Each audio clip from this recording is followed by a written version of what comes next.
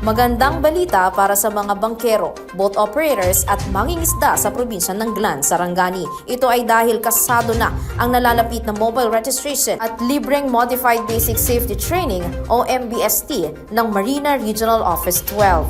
Isasagawa ang nasabing aktibidad mula ika-10 hanggang ika-13 ng Marso taong kasalukuyan sa Reyes Beach. Sa ilalim ng nasabing programa, maaaring maiparehistro ng mga vessel operator ang kanilang mga bangka na sumasaklaw na sa mga kinakailangang sertipiko hanggang sa pagkuha ng prangkisa. Magkakaroon din ng libreng Modified Basic Safety Training para sa mga mangingisda at tour boat operators na kinakailangan upang makakuha ng Seafarers Identification Book.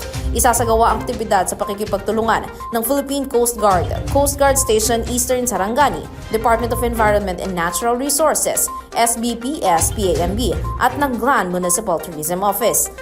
Layunin na nasabing inisyatiba na matulungan ang mga lokal na bangkero at operators na maging ganap na rehistrado, mapalakas ang kanilang kaalaman sa kaligtasan sa dagat at matiyak ang mas ligtas na operasyon ng mga sasakyang pandagat sa lugar. Ito si Merwan Mendoza Andong para sa Marina DZTV News on Deck.